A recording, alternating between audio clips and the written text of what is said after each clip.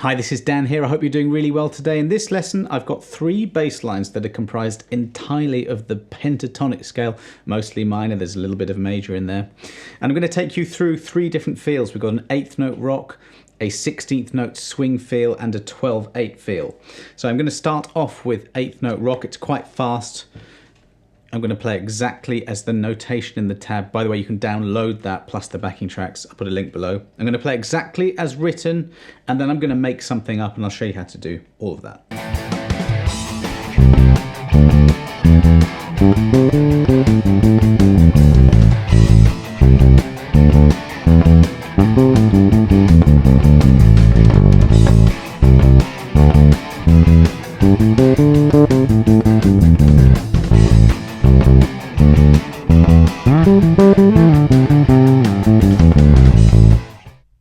Okay, so everything that you heard me doing there that was, you know, like, it was purely pentatonic. Everything in this lesson is going to be A minor pentatonic. That has a relative major pentatonic, which I'll get to when we need to. We don't need to talk about that just now. But if you look at the chord symbols here, we've got A5. That's a power chord, so we're going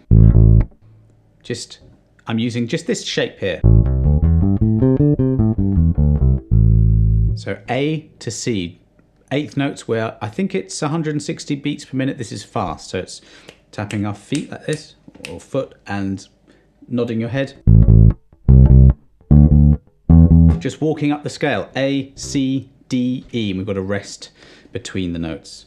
I'm using 1 finger per fret here and just keeping to this shape, but feel free to play it with open strings if you want. And then we've got this. Again.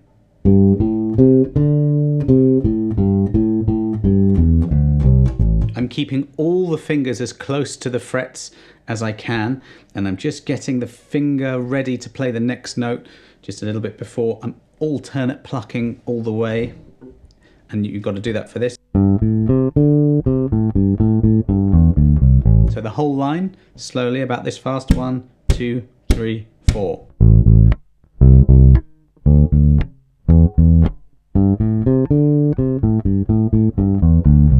The second time round, I just did the first 2 bars the same.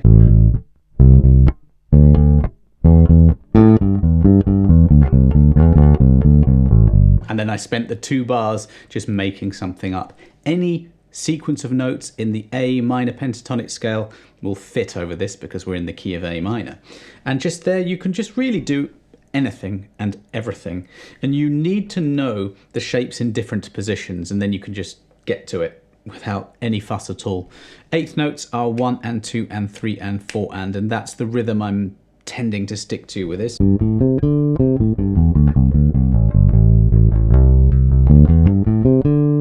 A few slides never hurt. Hammer-ons. That's a blues note, actually. That's the 6th fret of the A string. If you want to add that in, you can. It sounds great. So perhaps get the backing track. If it's a bit too fast, then actually ignore it for now. Set your metronome to something manageable for you. You'll know what that is. And just play it as it is, and then add in some fills like I did. Great practice for that. Let's move on to the 16th note swing example now. We're using minor pentatonic, a little bit of major pentatonic. I'll play it and then I'll tell you what I'm doing.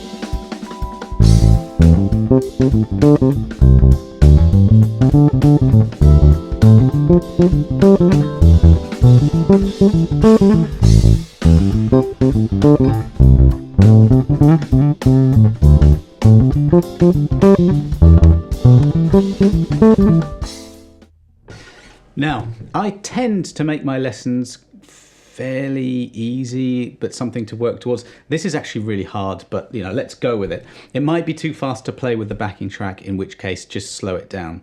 We've got 16th note swing here. So these are the beats: 1, 2, 3, 4, and you always have to work on subdivisions. That's what I've been talking about a lot recently. And in this particular case, we subdivide every single beat into 4/16ths, but they're not straight 16ths, which would be this.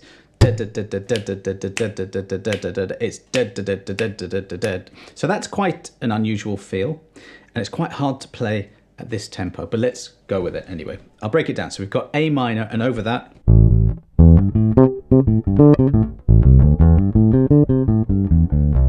that's our A minor pentatonic shape in that one position, starting with your first finger on the 5th fret. So we've got, if I just shout out fingers, we've got fingers 1, 4, and then 1, 3, 1, 3, 1, 3. It's a really common beginner shape of the minor pentatonic, which you can move about. So I'm playing not all of those notes. I'm going straight to the 5th, 2 across, 1 string down. That's the 5th interval. And so we're spanning 4 strings really quickly, so it's quite difficult. So really slow it down. I'm using a bit of muting here. I'm putting my thumb on the A string and backing it onto the E just to keep everything clean. And that's index, middle, slowed down. Keeping the notes short as well. And for me, that's just releasing pressure off the fretting finger. You can also stop a note with your plucking fingers as well, but that tends to be the way I'm doing it.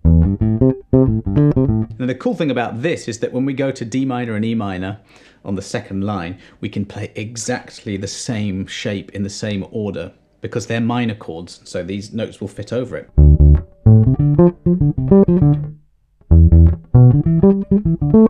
And that is one of the ways that is going to make it easy for you to improvise.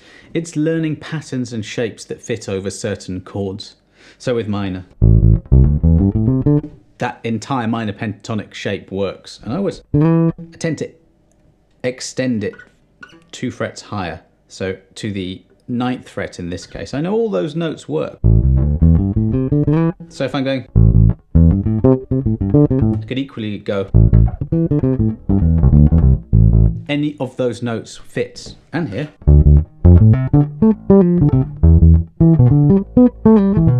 That's why you need to learn patterns. Once you've got that and you play it a few times, you know all those notes fit. And then it's just a case of making sure your rhythms are really solid and that your technique can follow the ideas in your head. And that's why, like I say, I think this one's one of the most difficult ones I've done in a lesson for a while. So if you can't play this, don't worry, just slow it down, have it as something to work towards. So after the A minor,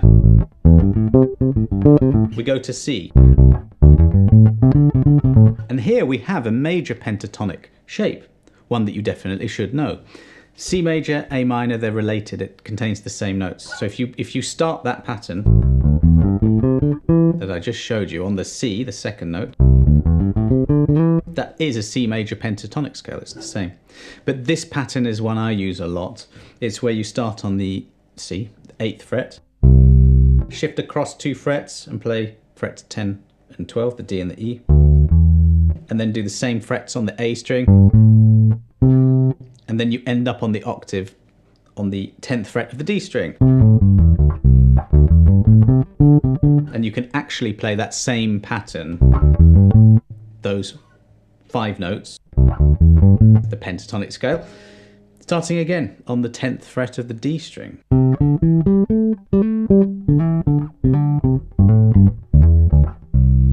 And again, it's a case of knowing that over any major chord that fits. So if I'm going,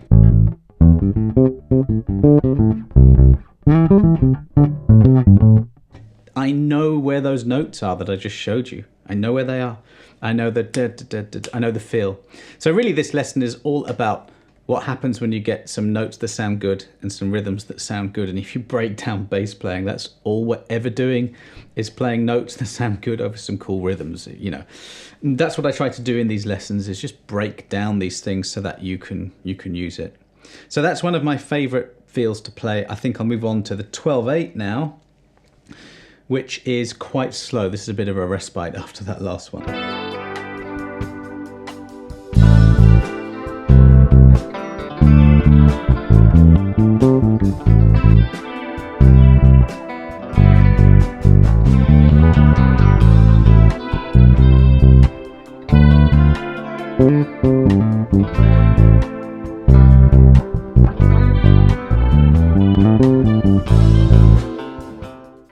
Yeah, that one's a little bit easier. It's a little bit slower. So 12/8, we're feeling 4 again in every bar or measure. 1, 2, 3, 4, but we're splitting it up into threes. 1, 2, 3, 4, 5, 6, 7, 8, 9, 10, 11, 12. Just tap your foot on the beats and just subdivide into 3 each time. And that's how you'll get the rhythm, okay? So the first bar. So it's 1, 2, 3, dun, dun. Again, we're just going up that minor pentatonic scale. Then we've got the D. Da, da, da, da, da, da. As long as you're tapping your foot or nodding your head and you're really, really aware of what the subdivisions are, you can master any time signature, any feel with ease, okay? But it's all about counting and subdividing. So again, those two bars.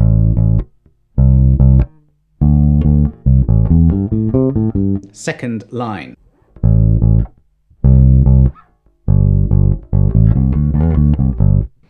So that's A to C again.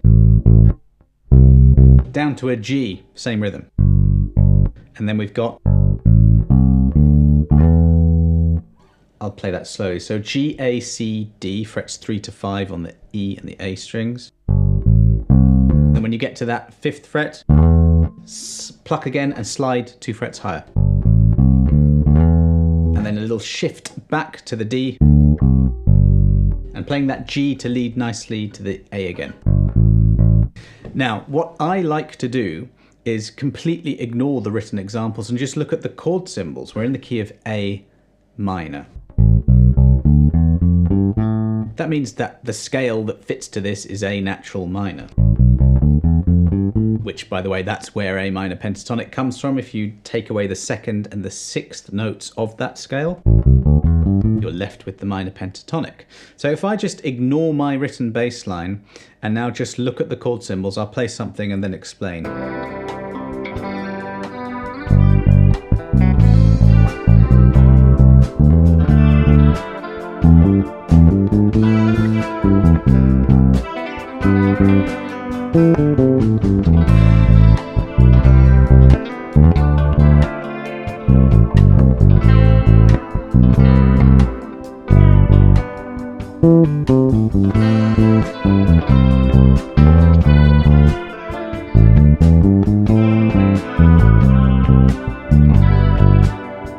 You know, that's very much what I would do if I was doing a recording session or playing live. I would want to do something like that, which is just improvise and make stuff up on the spot. I don't want to be too rigid with the bass line, unless of course you are playing a bass line that needs to be the same. There, I was just really much freer to express myself more. So the A minor to the C, you know, I did a lot of different things, so I'll try and explain it. So that's just walking up the scale, A natural minor. Remember, just A, B, C, D, E, F, G, A. This is very much dependent on you knowing the fretboard and also the notes. So I'm going A, B, C, right? So that leads me nicely from the A minor to the C chord. I need to get to D, but I did a little up to the E, back to the D. Slide and a bit of vibrato. Now, any of the minor pentatonic notes work for fills and embellishments like that, so make sure you know that. That's obviously a bit too much, but just to demonstrate that these notes work. So again. So that'd be a bit more tasteful, so sticking on the root. And then D, E leads me nicely to the A again. A, what did I do there? G, D. There's just millions of ways to approach notes or chords. You know, as a bass player, you're completely free to do whatever you like that you deem sounds good. There's a little chromatic run. Now this is the G, this is the 4th bar. This is a very good place to do a fill. And I'm just using the minor pentatonic again. Perhaps with some articulations, hammer-ons, pull-offs and things like that. This would be a good one for you to download and to start to work on your own bass lines and your own creativity. Just use root notes.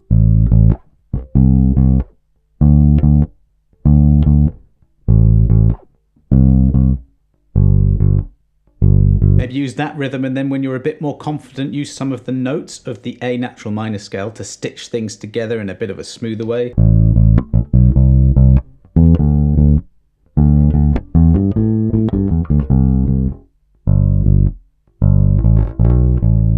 I actually used a lot of pentatonic there. So that is enough for this lesson for you to be getting on with. Actually, if you take the last 2 lessons I've done, which are similar to this, just lots of rhythm stuff, you can, you could have a lot of practice material just from these things. If you do want to go deeper, I've got a course from beginner to bassist that will go into a lot more of this stuff. I've got a funk bass course and a soul course and some books as well that teach things in this way of just saying, you've got some rhythms, you've got some notes, let's just keep getting better at all of these things. And if it's a bit confusing now, well, that's normal. If you can practice every day and make this stuff second nature, that's what you're aiming for, okay? It does take time. But things like those backing tracks will really help you, because perhaps not the 16th note swing yet, but that's something to work towards. Take things slowly and just always be working on your rhythms. Your sense of rhythm needs to be just second nature, needs to be like breathing. You just can feel these subdivisions. Then if you know the notes that work, you can do all this stuff yourself. So thanks very much for watching. Do subscribe to the channel, and I'll see you next time.